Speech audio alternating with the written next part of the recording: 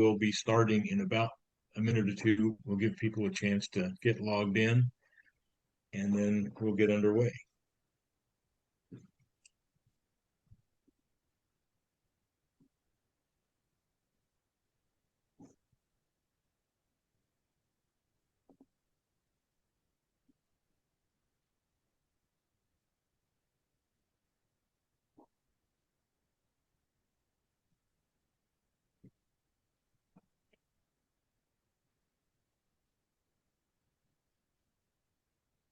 Once again, if you're just joining us now, we're going to wait until 11:02, and then we're going to get going.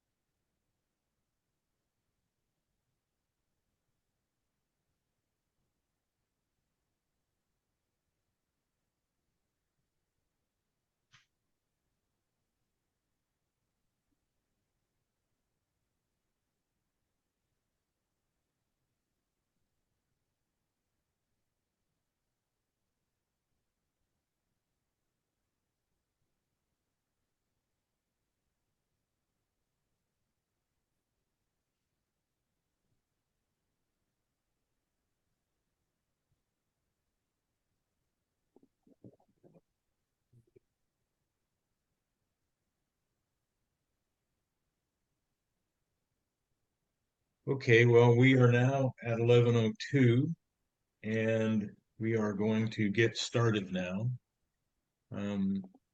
So I'm Tim Taylor. I'm with the Sacramento Clean Cities, sorry, with NorCal Clean Cities. We're rebranding ourselves as the NorCal Clean Cities Coalition. And I would like to introduce David Worthington, the president of MEMA, who is going to welcome everybody to this webinar. Thank you, Tim. Appreciate that. Good morning, everyone. Glad you could join us today. I'm David Worthington. I'm the chair of the MEMA NorCal Chapter Board of Directors. MEMA NorCal is partnered with NorCal Clean Cities and Communities Coalition, previously known as Sacramento Clean Cities Coalition, the East Bay Clean Cities Coalition, Silicon Valley Clean Cities Coalition, and the San Francisco Clean Cities Coalition. And then beyond these coalitions, we partnered with NAFA, the Public Fleet Supervisors Association, APWA, and the California General Services Association to produce these monthly webinars focused on topics that we surveyed NorCal MEMA members about and that they stated would be the most beneficial for their organizations. I appreciate everybody being here today. We've got a great speaker that can talk very knowledgeable with expertise in regulations that are throughout our industry and vary from on-road, off-road, fuel stations, crane certifications, and a lot of other things that we all need to be aware of. So this time I would like to introduce you to Keith Leach, the co-director of NorCal Clean Cities and Communities Coalition, to give you some more information that's helpful. Keith? Thank you, David. Good morning. Again, my name is Keith Leach, co-director of the Northern California Clean Cities Coalition, and I'm joined by co-director Tim Taylor, who introduced himself at the beginning.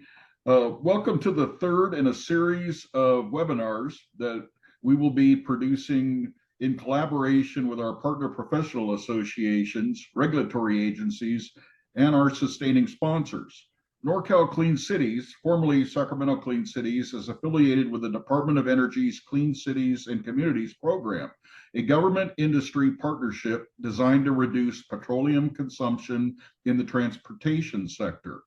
There are currently almost 70 coalitions nationwide that work with government agencies and private companies to identify mutual interests and meet the objectives of reducing the use of imported oil, developing regional economic opportunities, and improving air quality. NorCal Clean Cities serves communities in the greater Sacramento metro area, as well as communities across Northern California. we are currently in the process of expanding our areas of service beyond our current areas of service to Sacramento, Placer, El Dorado, Yolo, Solano, Butte, and Sutter counties, north to the Oregon border and to the eastern border of Nevada. The Fleet Academy is a program being implemented by a partnership between the Northern California Clean Cities Coalition, the Silicon Valley Clean Cities Coalition, and the U.S. Department of Energy. Over a 3-year period, the Clean Cities Coalitions will conduct a number of educational events, both in person and virtual, to help fleet managers gain useful information from nationally recognized fleet professionals about operating their vehicle fleets more efficiently and sharing their experiences with the challenges and complexities of implementing zero-emission technologies. And now, without further ado, I'd like to introduce our moderator for today's webinar, Mr. Tim Taylor, Co-Director of Northern California Clean Cities. Well, thank you very much, Keith. Again, I'm Tim Taylor. We're going to walk through this webinar. We got a phenomenal presentation by David Rentschler, who is the fleet manager at the city of Fairfield and also has been extraordinarily active in working on work groups with the Air Resources Board on regulatory measures, and has been engaged in doing heavy-duty battery electric vehicle implementation for probably longer than any other fleet operator in California, at least in our region, because he's had a transit bus fleet that he's been working with, that he's been responsible for operating. So we are very fortunate to have him as a speaker today. And what we'd like to do is keep yourself on mute. If you have any questions during the presentation, you can put them into the chat, and we can see if we can get them answered as we go along. And then we should have time for some questions and answers at the end. So with that introduction, I'm going to stop sharing this screen, David, and I'm going to ask you to begin. Well, let me do one other thing first. I wanted to also, well, I just jumped past it. So, okay, I guess I jumped past the screen I was going to share. So go ahead, David, take over, and I will stop sharing this video, my video. All right, well, good morning, everyone. Again, my name is David Rentschler. I'm the Fleet Division Manager, City of Fairfield, and work closely with MEMA and all of the Clean Cities coalitions and NAFA, APWA, PFSA, and CGSA. So today we're going to talk about some fleet management best practices, as well as how that affects some regulations. And no, excuse me. So let's jump right in. So we want to talk a little bit about technology today and data and how you use that to drive your business decisions.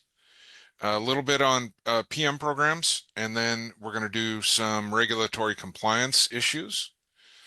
And we're not just going to talk about EVs or infrastructure today. We're going to talk about some other things that affect your fleet operation. So with technology, everything centers around your fleet management information center. So that software has to be very robust. If you're still using pen and paper or paper work orders, you're not going to be able to get the data you need to make good business decisions. And so there's several top softwares out there. I'm not going to name them, but you need to also, they need to be able to integrate with your fuel software. Now, fuel software is changing as EV is now fuel, electricity is a fuel. So you need software that's also going to be able to handle all of your chargers and give you information on what data is coming out of those chargers. So as well as the data coming from the vehicles for the battery, because the energy in the battery is going to be different than what comes out of the charger. So along with that, you're going to need good telematics to smooth things out. I say that it smooths it out, but here at Fairfield, we don't use telematics. The only telematics we have are in our EVs. So it takes us longer, and it's a little tougher to get out the data that we need so that we can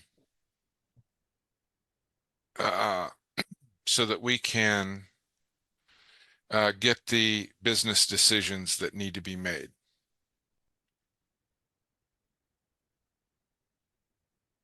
Okay. Fuel automation. We need to automate that fuel information. So one of the problems that a lot of places have, you still have a kiosk. Everybody types in 99999 for mileage. That causes all kinds of problems. So when users do that, it can affect when your PMs are due. All of a sudden now, next month, everything is due a PM. And you may not get the data that you need for your cost per mile on fuel. When we move into chargers, there's a lot of software in the background. So you have authorization software. You have charge management software. So you think about on those chargers, the authorization software has to also talk to the charge management software, and the charge management software has to talk to your fleet management information system, whether it's straight into the FMIS or whether it goes through the fuel information. So critical information, and without it, are you going to use a mailbox with a clipboard and a pencil? Because I've seen that actually recently at a facility that I was checking out. And then your financial software. So does your FMIS talk to the city's financial software? If it doesn't, are you manually pulling spreadsheets and trying to upload data that way? That can become a hassle when you want to get paid. So here we operate as a business. We pay our bills every week, all our vendors, and then we don't get paid till the end of the month. And that's where our FMIS talks to our city financial software, and you export the data and it goes into the city software and charges all of the accounts. And then for our external accounts, so we insource work from other agencies. At that point, finance can send out the invoices to the other agencies to get paid. So this all has to tie together, and if it doesn't, it's going to make your job a lot harder.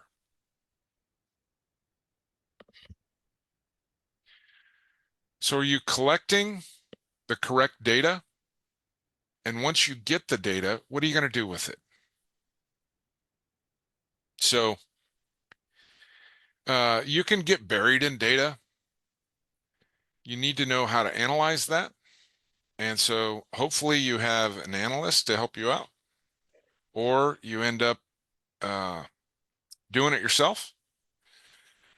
If your FMIS doesn't have the ability to talk to telematics, talk to the fuel software, it doesn't have the ability to look at task codes.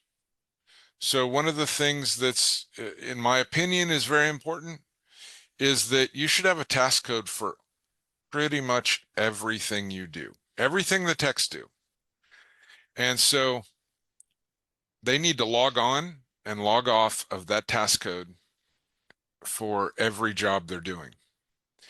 When you have that, you can accurately bill the customer. You can also have accurate data for cost per mile for maintenance, total cost of ownership, and downtime. You need to understand that downtime as a holistic approach to, do you have enough vehicles? Do you have the right vehicles? Do you have training that you need to do for the technicians? So when we run our comeback reports, we have an automated comeback report every month that will tell us any task code that came back within 30 days or 1,000 miles. And when the supervisors for each shop look those over, then they can determine the root cause. So maybe the parts we were buying, maybe it's the brand of part or a lot number of parts. Maybe it's training. Maybe the technicians need training. When you're doing your technician utilization studies, and you've got several positions underfilled. We had some problems hiring technicians a few years ago. We had 3 senior positions open, and we couldn't get anybody qualified as a senior to apply. So we ended up with 1s or 2s that we underfilled those positions with. So how does that affect your business? If you don't have this data, you have a hard time explaining to HR why you really did need a senior mechanic instead of a equipment mechanic 1 or even a 2. So important stuff in your overall fleet program. When it comes to fuel, if your FMIS doesn't interact with your fuel program, that affects the whole business again. So whether it's you're looking at total cost of ownership, or you're looking at cost per mile for fuel, or you're looking at your budget for the next year. I don't know if anybody's doing budgets right now, but I am. And knowing how much fuel we're using is very important.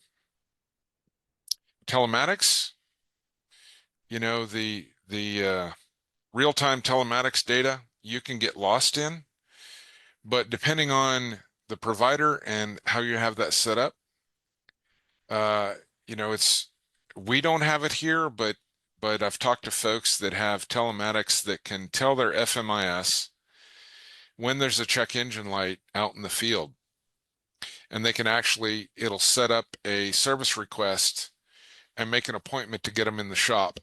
So when it does show up at the shop, the technician already has information of what code is going on, and gets a head start on working on that vehicle. And your real-time financial data is, you need to bill your customers on time. You need to collect all of that data. You know, when we look at replacement schedules, one of the things we look at is it's an APWA standard, and it's 50% of the repair costs of the vehicle. So without a good FMIS tied into our financial system, we wouldn't be able to separate out accident damage and PM damage, or I mean PM services and safety inspections, because you cut all that out and just look at the repair data itself. So another extremely important aspect. So PM programs, people look at these in different ways. and everybody has a different way to look at what compliance is to them. Our transit PM compliance is regulated by the Federal Transit Administration. So we have to do PMs within 10% of the manufacturer's recommended PM interval. So oil changes on a Detroit Series 60 bus is 6,000 miles. We have to do it plus or minus 600 miles of that. If we have too many that are outside of that window, they'll pull our federal funding because in their opinion, we are not using their money correctly to take care of the vehicles that they help fund per the manufacturer's suggested intervals. So extremely important.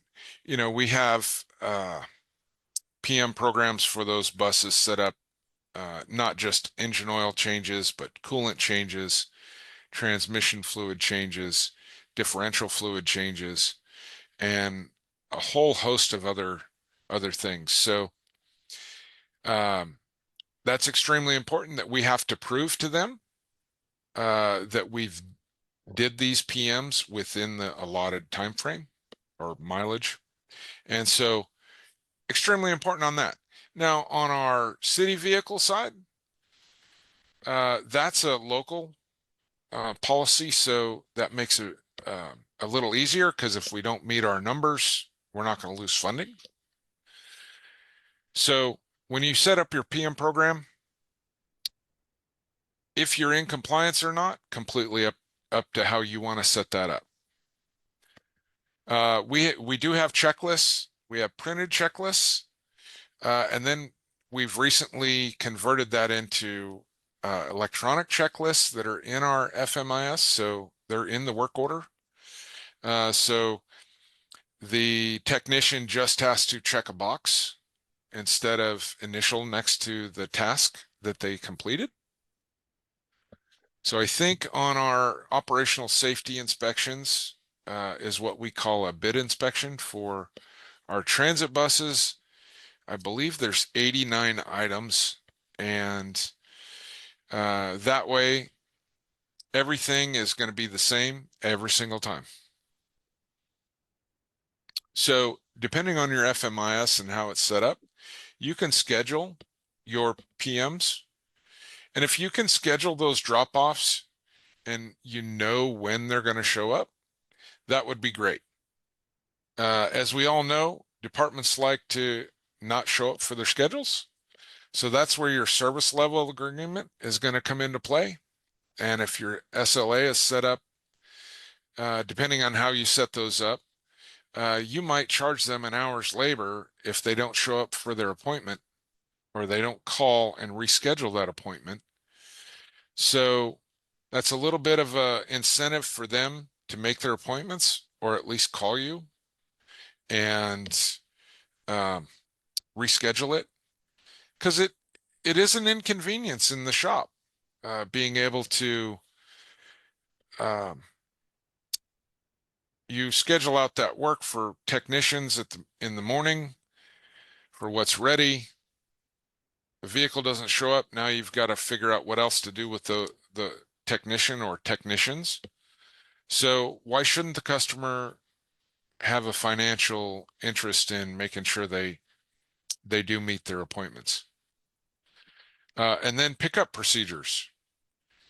Is it automated? When the work order goes into a work finished status, does it automatically email the contact that's associated with that vehicle? Does someone have to pick up the phone and call them? Does somebody send an email? How do you track that? And then are you looking at the time between when the customer is contacted and when the vehicle's picked up? So we've all had those customers that have called and said, my vehicle's been in there for 2 weeks for an oil change. And it was in there for a day to have an A service done. And then it sat for almost 2 weeks on the ready line after they were notified. and they didn't come pick it up.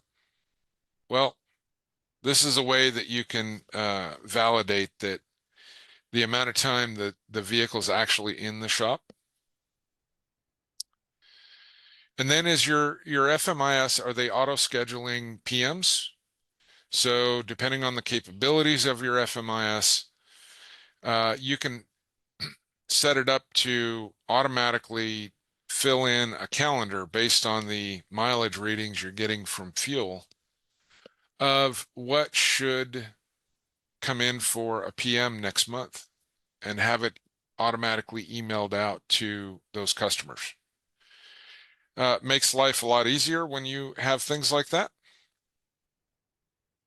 So when you're setting up your PM programs, are you doing just oil changes?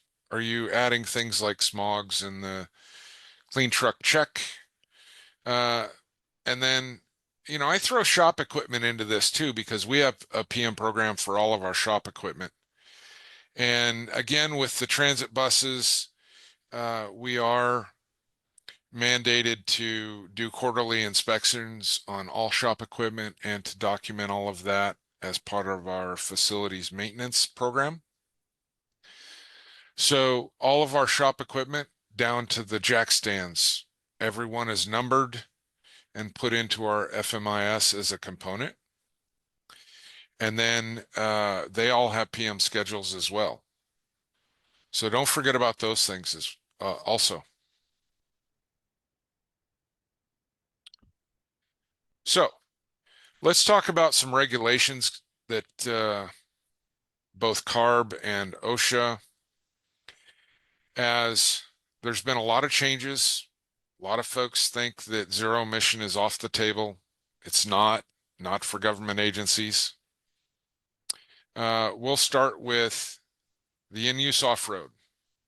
So the in-use off-road diesel fuel regulation covers self-propelled vehicles equal to or greater than 25 horsepower.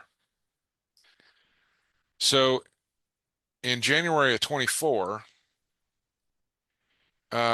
it requires anyone who's hiring a contractor to obtain and retain a fleet's valid certificate of reported compliance before you award a contract or before you hire a fleet. This is a pretty big deal, because this is a large record keeping task for all fleets to try to keep a hold of. And the January 1st, 24 mandate to use R99 or R100 is another large task keeping issue.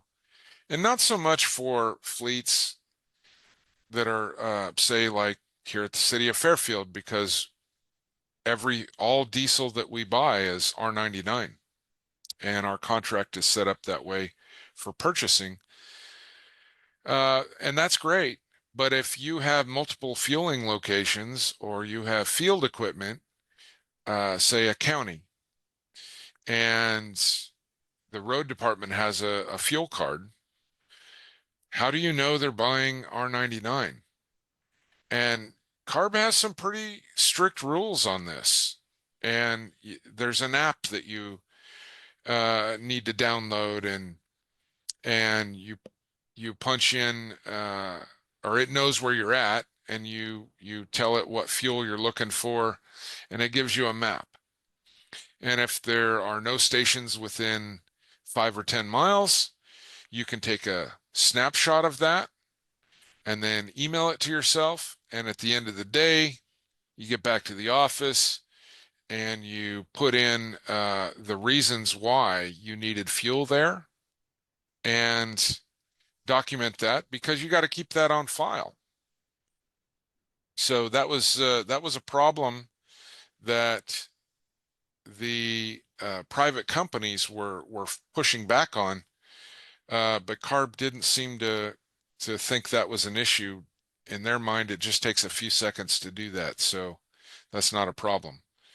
And then as long as you can get to that station within a reasonable amount of mileage, and in their mind it's about 10 miles, then you should go out of your way to go to that station to get R99 to put in that backhoe or whatever piece of equipment you're fueling. So when they did the update, they also added additional requirements, and then they increased the enforceability of the regulation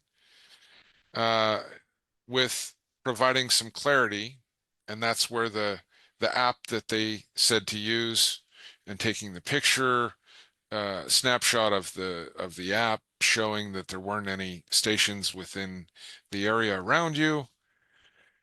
And then they did add some flexibility on the low use vehicles and allow you to permanently register them as low use as long as you report the hours every year. So some pluses and minuses for that. We're going to go over the phase outs. So for large fleets, January 1st of 24, you were supposed to remove any model year 1994 or older tier 0 engines. In 26, you get rid of tier 1s, model year 1999 or older. And in 28, you get rid of tier 2, which is model year 2003 or older. Medium fleets starts in 26, small fleets in 28, and then if you're an ultra small fleet, you also start in 28, but you have an extension for your tier 2s, getting rid of those. So this chart is straight out of CARB.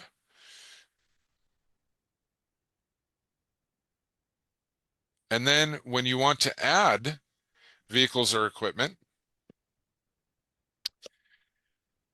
in January 1st of 24, you're not allowed to add any tier 3s. If you're a large fleet, medium fleets are the same. Small fleets, they have an exception in 28. That's where the tier 4 interim or 2006 or older. And then if you're an ultra small fleet in 2035, that's when you can no longer add tier 4 eyes. One thing about this is CARB is working on a new engine certification for tier 5. Tier 5 is looking at a 90% reduction in NOx over the tier 4 final and a 75% reduction of PM over the tier 4 final.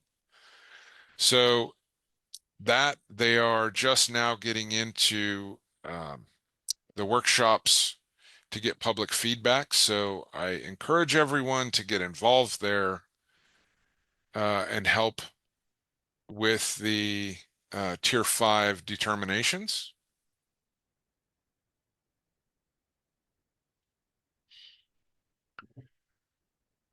So next is the zero emission forklift regulation. A lot of folks don't know anything about this. And so I thought it was important to talk a little bit about that today. It applies to all cushion-tired forklifts and pneumatic-tired that are less than 12,000 pounds lifting capacity. It must be large spark ignition powered, so that's propane, natural gas, and gasoline. And it does not apply to rough terrain categories. So that's an important one as well. Just because you take your forklift off of the pavement does not automatically make it a rough terrain.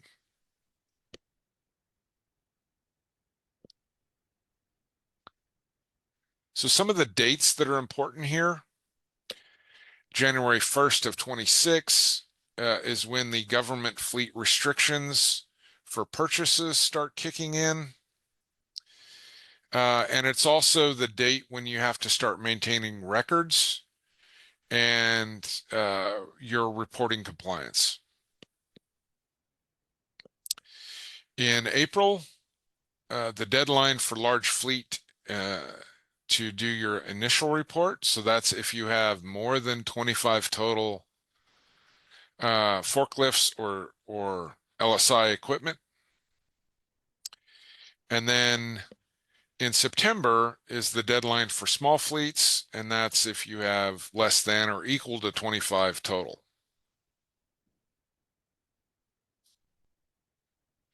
So for on the LSI side of that, you're going to need to get rid of the 2016 model year and older forklifts out of your fleet by January 1st of 2029.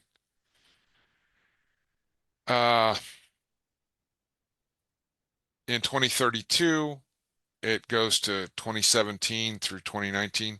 So the point of what they're trying to do is get rid of get rid of forklifts that are 13 years old. So if you that way in 13 years all forklifts will be zero emission. So if they can do that, that's what they're trying to do.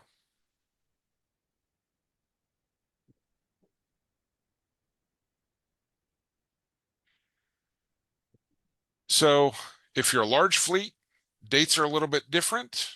Dates actually start a little earlier. And so again, this chart here is straight out of the CARB regulations. So I would encourage you to look at the both the zero emission forklift and the large spark ignition regulations and take a look at those and familiarize yourself with them. You know, we're having some customers that really have a hard time with this one because, you know, the propane forklifts, when they're not used every day, it's not uncommon to see those 20 years old. And customers are going, the forklift runs great. Why am I having to get rid of it? Why do I have to sell it and get an electric one when I don't want one? Well, you're a government fleet and you have to follow the regulations. So as a government entity, we should all be compliance oriented.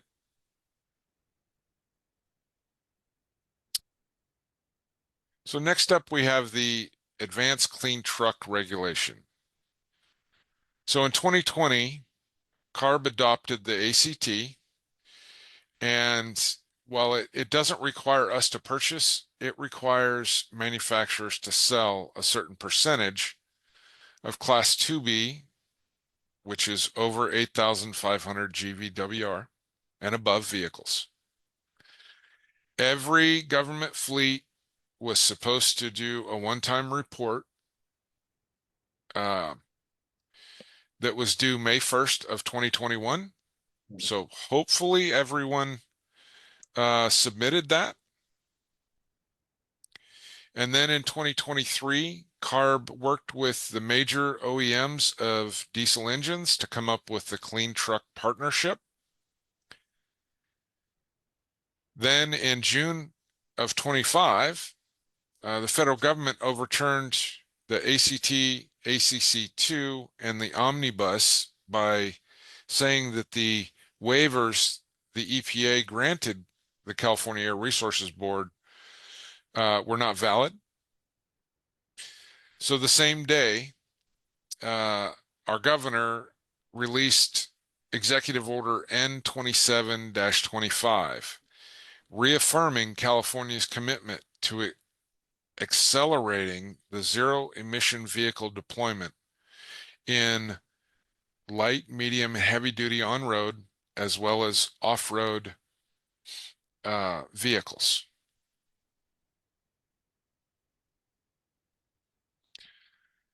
So the ACT and the ACF work together. The ACT is, the regulation is not taken off the books. California is hoping that with a change of federal administration, they could get a waiver and put this back on the books again.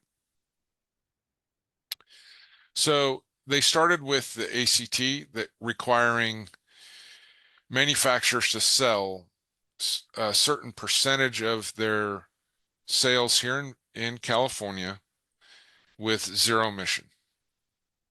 And it goes from the Class 2B all the way up to Class 8. It also requires the companion ACF. So one of the things we were wondering is CARB going to take your May of 21 ACT mandated reporting and use that against your ACF to see if you're complying?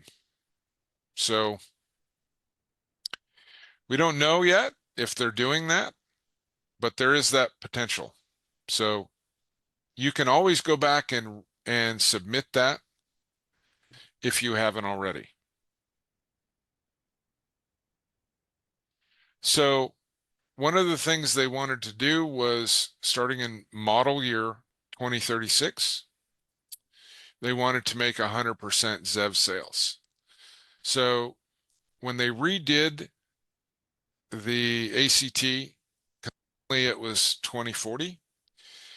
They had so many people that testified at hearings up at CARB in Sacramento that they need to accelerate this due to the health problems of people here in California. CARB agreed and pushed it up to 2036 instead. The Advanced Clean Cars 2 was another regulation put on OEMs requiring them to sell a certain percentage, but this was for vehicles under 8,500 GVWR. It was adopted in 2022 and went into effect with model year 2026 at 35% sales requirement, going up to 100% sales requirement in 2035. In 2025, the federal government pulled the waiver from EPA so that ACC2 could not be put into effect. And again, the same day, the governor released Executive Order N27-25, reaffirming the zero emission vehicle push that California wanted to do. So later that year, the Drive Forward light duty program came out. And so that's the newest regulatory item that California Air Resources Board is going to try to push through, where it meets federal regulations, but they continue to push zero emission vehicles. So some people go, well, how are you going to do that with the feds pulling the waivers? You're not going to be able to require private companies due to the affecting interstate commerce and so forth. Well, at the first workshop in October of 25, CARB was really floating the idea of using statewide indirect source to push EVs. So Diane Tekvorian, who's one of the CARB board members, she really wanted this to happen. And so the thought process there was similar to what they did with the anti-idling within 1,000 feet of a school, where that started out at 10 minutes and then dropped to 5 minutes and then dropped to 3 minutes, where they could find the driver and not the company if someone was actually idling longer than they're supposed to. And they said, well, let's see what other areas we can do.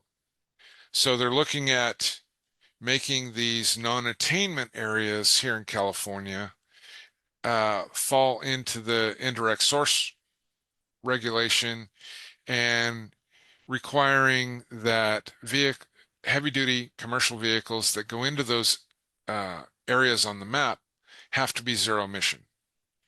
And one of the things they're looking at is the whole LA basin, as calling that an area that needs to be zero emission commercial vehicles only. So their thought process is that they could do that and the federal government can't stop them from doing that because it's a local air district or a local air problem. And it's not requiring you to purchase vehicles, and it's not requiring you to sell vehicles. It's just saying you can't enter this area of the map unless you're a zero emission vehicle because of our local air quality. And they're also looking at updating purchase requirements for the state. And this is an interesting situation, is that they're going to prioritize Caltrans's purchases where they need to purchase from OEMs that are aligned with the state goals. So there's actually a list of vehicles that you're not allowed to purchase from that Caltrans uses.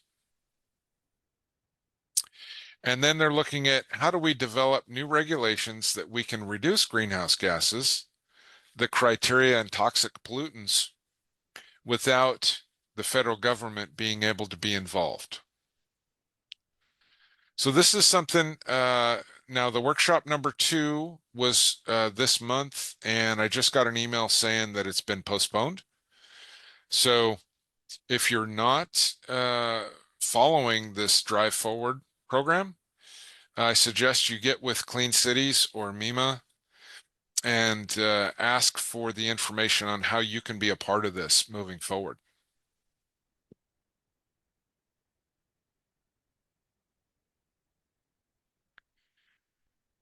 Next, I wanted to bring up the BIT program because there's been a lot of changes in the last few years with the BIT program. So I could read this definition to you, but hopefully you already know what vehicles fall into the BIT program. And a lot of people don't realize that some of your trucks that are not over 26,000 pounds can still fall into the BIT program when they're being pulled by, or when they're pulling a trailer. So that can become a problem.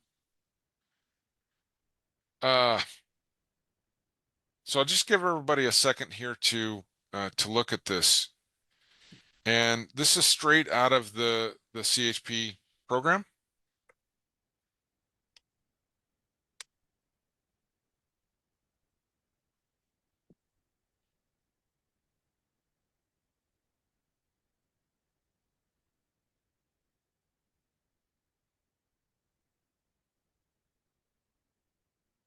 So in the California Vehicle Code, it specifically says that we must ensure our regulated vehicles are inspected at least every 90 days or more. And that's the kicker, or more, if necessary to ensure safe operations. Now, transit's a little different. Transit is 45 days. So we have different programs for transit versus our public works or city vehicles.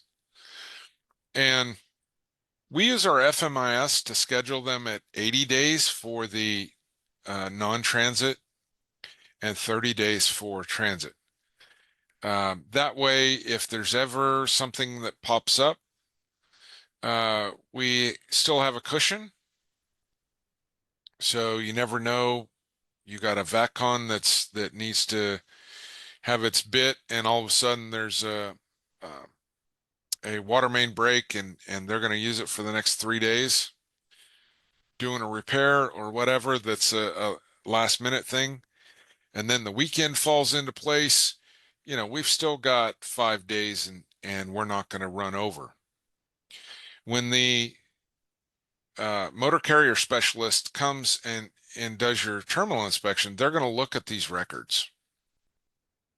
So you need to document them, and the inspection forms either need to be signed by the technician or they need to be electronically signed if it's one of those checklists I was mentioning in your FMIS.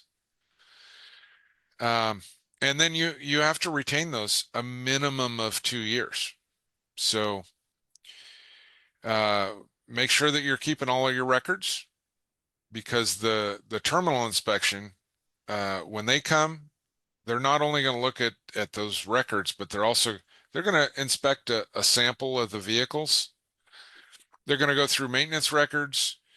They really seem to like it when you pop up on your FMIS and you show them a list of just your bid inspections. And as long as they see one every month on our transit side, they'll leave us alone. But then they're going to go through your driver records. So they'll look at your drug and alcohol random testing program. They'll look at the driver proficiency records. So the drivers need to have a signed, basically, training form for every type of vehicle that they're authorized to drive. Just because they have a driver's license, it's a commercial license, doesn't mean that they can drive a 40-foot bus versus a 25-foot paratransit cutaway bus, as they're different. And so we actually went through that back in 2007 and got multiple write-ups for mechanics not having the proficiency records for every type of vehicle that we have in the fleet that is covered by CHP bid inspection. And so their thought process is, if the mechanic is able to do a test drive and they go outside the gate, they need to have proficiency records that are accurate and up to date for each type of vehicle.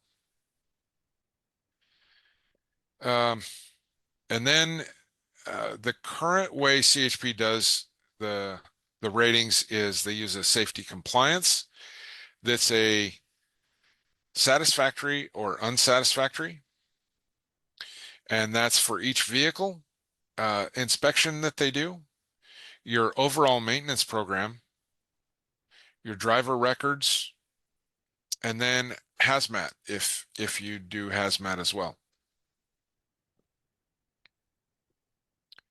So Tim, can we stop here and can we take questions if anyone has questions? Absolutely. I haven't seen anything in the chat, but if anybody would like to ask a question, you can either put it into the chat or you can raise your hand and unmute, or you can unmute yourself and ask. I have one question, David. You just said something about driver proficiency certifications. What is the process for a driver or a mechanic getting a driver proficiency certification? So it's interesting, on the transit buses, we had to get with our contractor. So all of the bus drivers and dispatchers are contracted through a company called MV. And so we had to have them fill out the driver proficiency. So they had to go on a test drive with each one of the mechanics in each type of bus and sign off on those driver proficiency forms, and which obviously took a lot of time. And then we ended up having to pay them, of course, for their time to get that signed off by CHP. So that was an issue. And we have a question. Natalie, go ahead and unmute yourself and ask your question, please. Thank you. Hi, David. It's Natalie. It's been a long time. Yeah, it has. Hi, Natalie. Good to see you here. I know. I love this group. You guys are full of great information. I do have a clarification. As you know, Samtrans is a transit agency. And so recently there was an ICT exemption webinar that was hosted, for vehicles that are 14,000 GVWR and above regarding ICT exemptions. Have you guys seen that for anything lower? It doesn't sound like you have, because based on what you just presented, they're kind of tracking the same way. And then my other kind of second part to the question is, does it affect transit like the way it does, for you guys? It's, um, you Okay, know, so I think I got you covered here. So okay. first, we're not. I wasn't going to talk about ICT during this presentation. The ICT is the Innovative Clean Transit Regulation. So let me address that one in just a minute, but we'll go back to the ACF and how it affects transit. And so I wasn't sure if there would be any transit agencies in here, but so transit agencies do have to follow the ACF, the Advanced Clean Fleet Regulation. So that's the purchasing of zero emission vehicles for Class 2B and above. However, transit gets a break and they don't have to start purchasing until 2030, as long as, and there's an asterisk there, right? As long as those vehicles that are directly related to transit revenue service.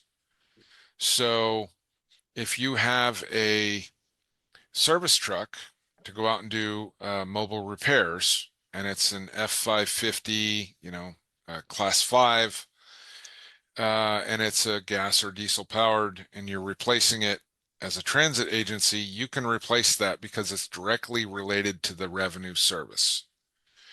It goes out and repairs vehicles that are in revenue service. If you have your own tow trucks, same thing. They affect vehicles that are directly related to transit service. However, where it gets a little sticky is for, let's say, Bart, who has bucket trucks and goes out and works on electrical lines or other things like that that are not directly related to revenue service, but are needed to do their job to provide transit. Those haven't been determined whether those would be exempt until 2030 or not, because they don't actually do anything directly with revenue service. So did that help you on the transit side of ACF? I think you were talking more for supporting vehicles. I'm talking about, as an example, paratransit vehicles. Would that fall under the ACF, or is that part of the ICT? So paratransits are going to fall under ICT Gotcha. with class 4. Under class 4 is going to fall into, I believe it falls into ACF. That one caught me a little by surprise. I'd have to go back and look at, I don't have any class 2 or 3 paratransits, so I wasn't paying a lot of attention to that part of it. So class 4 though, there you might be able to get an exemption through ICT, maybe. However, that whole ICT exemption webinar, I was on there. I don't know if you saw, I asked a couple of questions. And I've worked with all of the parties involved in that webinar. The ICT, I don't think it's going to be as simple as some folks think. The financial hardship exemption, that's going to be a problem because your board whether it's like for us would be city council or your GAPA board for Samtrans, has to declare a fiscal emergency, and there's a whole process to that that they may not be willing to do for you to be eligible for the financial hardship exemption. And then the vehicles not being available, again, it's if there's one vehicle available out there, then you have to purchase that one. It's not, well, we only buy New Flyer, or we only buy MCI, or we only buy Gillig. That doesn't get you out of it. Interesting. But it has to meet Buy America. Yes, it does. Yeah. I'm sorry to go offline with ICT, but at least I know that under class 4 paratransit vehicles fall under the ACF. So thank you. Class 3 does. Class 4 still falls under ICT. Right, I meant under, yeah. Yeah, yeah. I don't see any other questions in chat or anybody else with their hand raised. So if you want to keep going, you can. All right, well, we're going to get into cranes next because not very many people think about cranes. But most fleets have at least one service truck with a crane body, utility bed with a crane on it. And so your operators, and there's some debate on what the construction industry is. So if the operator is involved in the construction industry, you operate a crane with the maximum manufacturer's rated lifting capacity that's over 2,000 pounds, they need to be nationally certified and then recertify every 5 years. And there's a whole process to get certified. So, if you have the 12-foot utility bed and you got a 3,000-pound crane on there, so that you can lift things up into the back of the bed, or 5,000-pound crane on there. Each of our water treatment plants have the 5,000-pound cranes. We have several trucks in public works with 12 or 16-foot utility beds, and they'll have anywhere from 3 to 8,000-pound cranes on them. All of those fall into this the way we interpret it, because the construction industry, and there's debate on this, are we in the maintenance industry or the construction industry? So at the water treatment plants, they're using the cranes to lift up pumps that they're replacing electric motors and pumps and things off to the side of the truck, loading it in the bed, then putting the new one and setting it down on top of the so there's questions of, is that maintenance or construction? So when you look at some definitions, we're in the construction industry because the city does build things. And others say, no, I don't agree with that. So I did find an actual example, so I put that in here that talks about if you have a service truck mounted crane, if you're involved in construction. So depending on how you define that, the definition I found was how the machine is used. If you're dropping something off at a job site, so you come out and you drop off the pump or the electric motor at the job site there at the water treatment plant, then it's not used. But as soon as you lift that pump up and set it down on top of where it's supposed to go, it's now being used as part of the construction. So there is an example in the regulation that says a delivery vehicle that delivers an air conditioner unit and just drops it off the job site is considered a general use crane. But as soon as it's used to lift that air conditioner up to the second floor, now it's considered as being used, involved in the construction. So I guess that's a individual fleet determining if you want to call yourself involved in construction or not. But if you have an OSHA problem, they're going to come back and they'll make that determination for you. So it's suggested that you err on the side of caution and go with the more restrictive. So going through that national certification program and then recertifying is my suggestion for anyone who's operating those cranes that have a rating of 2,000 pounds or more. And then the crane itself needs to be certified. So Cal OSHA does require any crane exceeding 6,000 pounds of rated capacity to have an annual certification. And that has to be documented and then kept on file. And before that crane could ever be operated, that certification needs to be on file so that if there is an OSHA problem, you can show that you are in compliance. There's also a inspection that's done by a quote unquote qualified person.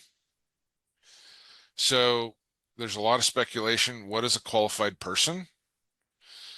So I don't have a definition for you, but if you do a little research, you'll find it means an awful lot of different things. And so I referred to our risk manager to give us that definition, as that's not something that we want to put as our decision, what we're calling a qualified person or not.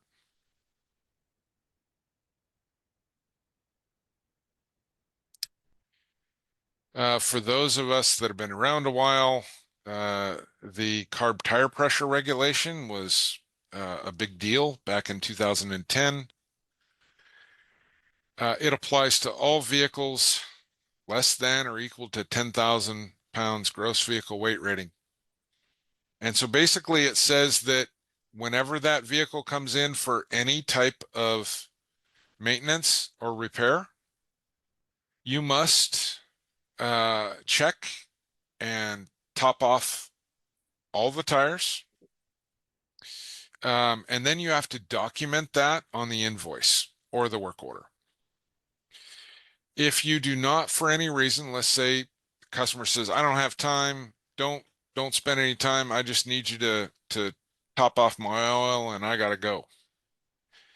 Then you have to put on the work order why, and it needs to be an acceptable reason that you did not check and then annotate what those tire pressures were. There's an exception if you do not carry nitrogen and the vehicle has nitrogen in the tires. You can document on the work order that the vehicle has nitrogen in the tires and the customer refused for you to put air in there, but you still have to document it on the work order.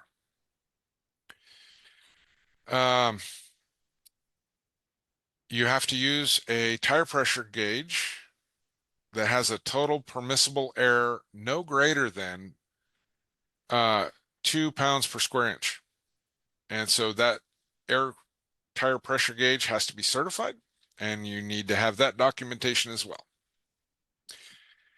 You're required to have access to a tire inflation reference that is current within 3 years of publication at the place of service. So that's another one that a lot of folks don't have. Then you need to keep a copy of the work order or invoice for a minimum of 3 years. And that has to be made available within 72 hours upon request by CARB, as with most of their regulations. A lot of people have forgotten about this one, but it's definitely one that that you don't want to forget about. Now, I've been asked, well, do you have to do spare tires? No, you don't have to do a spare tire. You don't have to document that. You don't need to do it for vehicles over 10,000 GVWR. So not every vehicle comes into your shop. Do you have to document all of this?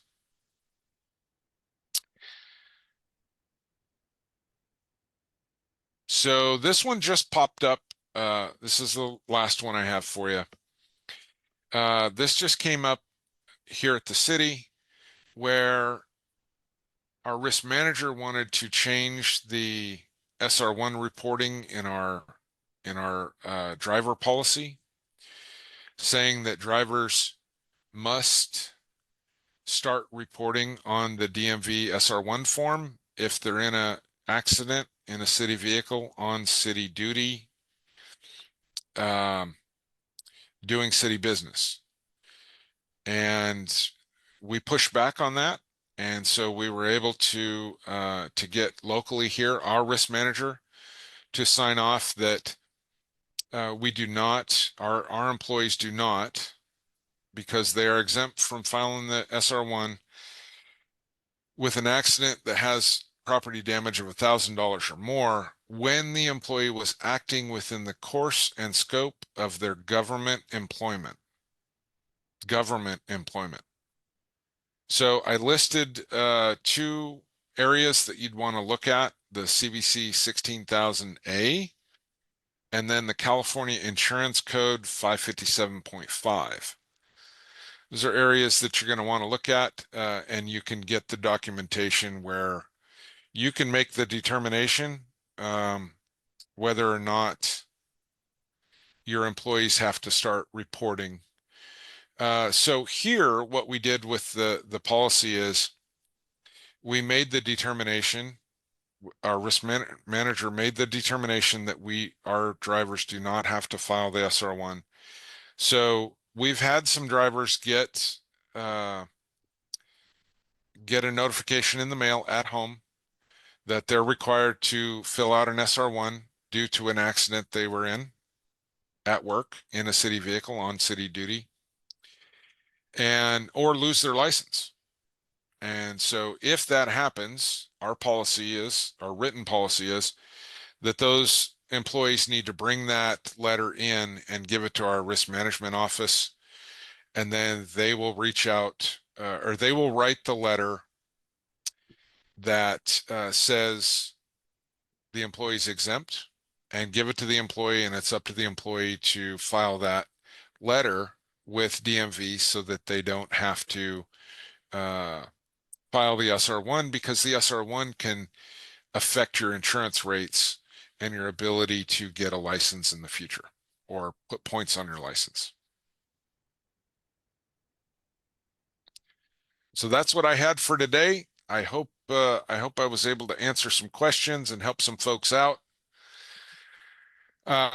Do want to say thank you to NorCal Clean Cities, all the fleet associations and partners that help make this possible, and invite you to come to future webinars as we try to get some information out there that folks may not know or that have forgotten.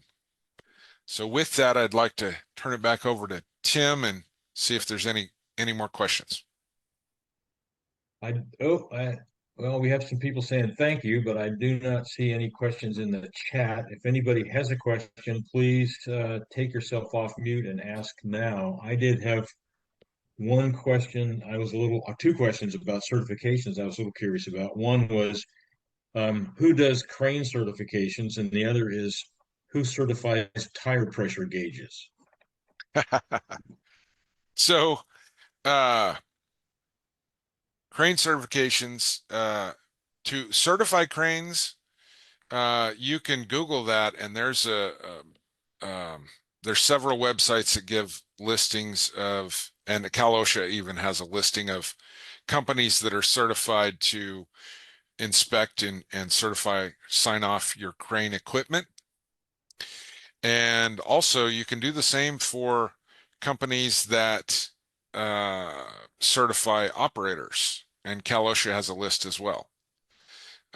So the courses are different depending on what kind of cranes you're going to operate. Some are weeks long and some are hours long. And certifying tire pressure gauges, that's a new one on me. That's a new one, isn't it? So like a torque wrench, when you purchase, it should come with some type of documentation. In there, it should say, it should come with something, right? Some type of paperwork.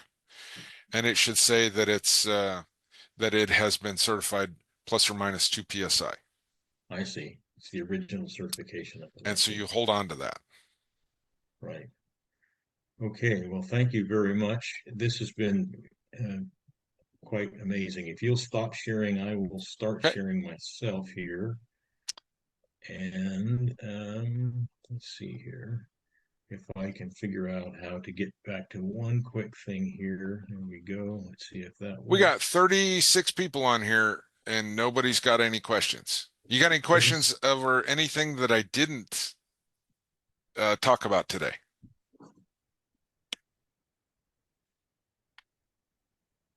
Let's see if I can get this out. That doesn't look like folks are coming up with anything, does it? There we go.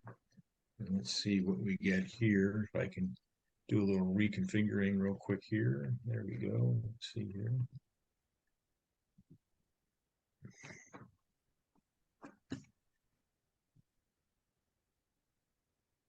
Got to get this out of the way.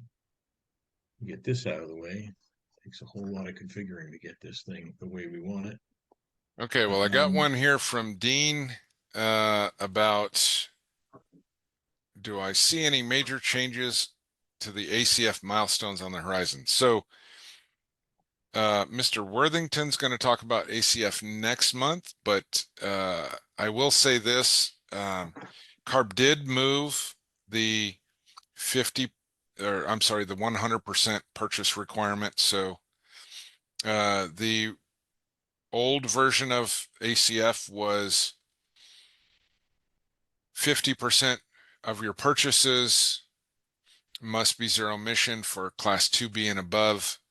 And then starting January 1st, 2026, it was 100%. And that's now been moved to January 1st of 2029. So you have an extra 3 years of 50% purchases.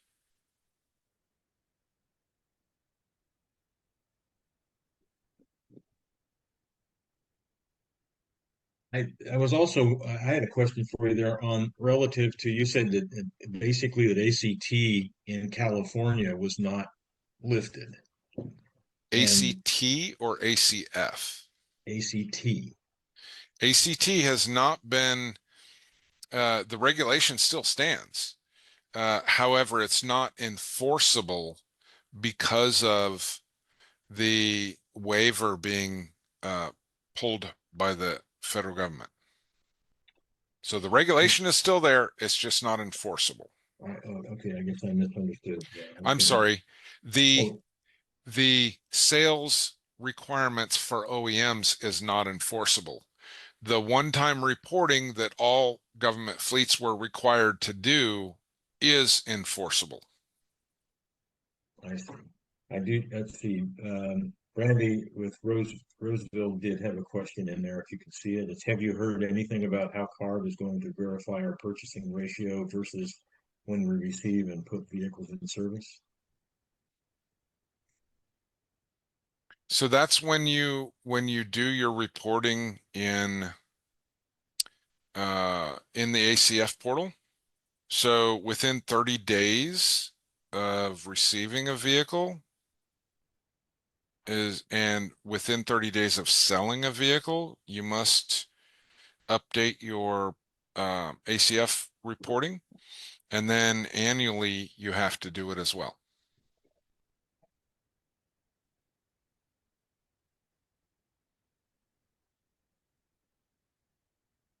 Well, it looks like you've, Oh, we have a Work- low use designation for LSI. There is a low use designation there. I think we brought up that, let's see.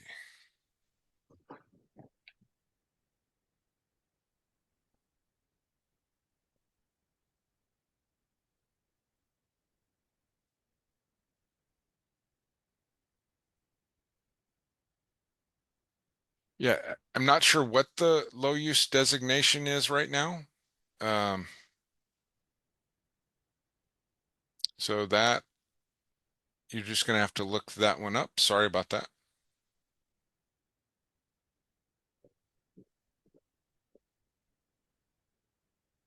okay, are there any other questions? Either unmute and ask or put them in the chat. And while we're waiting to see if there are any final questions, I did want to just quickly review um, uh, our coalition is working with Mitra EV. They have a very effective Class 2B to Class 4 implementation program and a DC fast charger network for their client base. That's proven to be quite effective. A couple of clients that they have, Aztec Solar and Sierra Pacific HVAC, have both basically talked about savings, incredibly large savings of in the 60 to 70% range in operating costs. And this is especially useful because, of course, those services go to a location and spend the day there, so they don't have ranges over 120, 130 miles in a day, and they do spend the night at the courtyard. So they fit perfectly into a use case that works really well for zero emission battery electric vehicles. Upcoming fleet academies that are coalition, that are all the groups that you've noticed on the slides that are working together, that will be producing. We'll have something in Chico, something in Redding, and then we're working directly with MEMA on something in Sonoma in September and in Sacramento in October. And then we have a school bus consortium meeting every the first Thursday of every other month, and the next one will be April the 2nd, and we'll be talking about fleet resiliency. That might be something that would affect more than just school bus fleets. And then we have a monthly meeting of what we call the SAC-EMO. This is a mobility coalition talking mostly about sort of mobility in communities. And the next one of those will be on March the 17th. And that we'll be talking about, one of the topics will be accurate home charging reimbursement, another topic that might be interesting to fleet operators. And then down below that, you can see that there are a number of upcoming webinars from one a month right on through December. And at the beginning of this one, we strong-armed our friend at Sacramento, Ron Worth, who will be doing the presentation on April the 23rd. So we have quite a bit of these webinars coming up, and we're looking forward to having you join us. And while I've been talking, I don't see anything else that's come in, so I think we're all done. So thank you very much, David and Keith. Do you have anything you'd like to add before we wrap up? No, I'd just like to thank David for an excellent presentation. And again, as David Worthington, when he led off at the start, if you weren't able to join and listen to him, we really are fortunate to be working with MEMA, and that they did this survey of what their members are interested in hearing more about. And, I encourage you all to continue to monitor the MEMA newsletters, that if you're already a member of either the Southern California or the Northern California chapter, you should be getting on a regular basis. And also make sure you join your Clean Cities Coalition. You can go to Sacramento Clean Cities Make sure you're on our list. I'm sure if you're on this webinar, you'll be getting our weekly newsletters. But if you're from a different footprint in California or elsewhere, please join your Clean Cities Coalition. And that way you can keep up to date on everything that's going on. There's our many challenging times, and we all need to work together to learn from each other. So thank you very much. Yep, thanks everybody, and that'll call it a wrap, and we'll knock it off. Thank you all very much.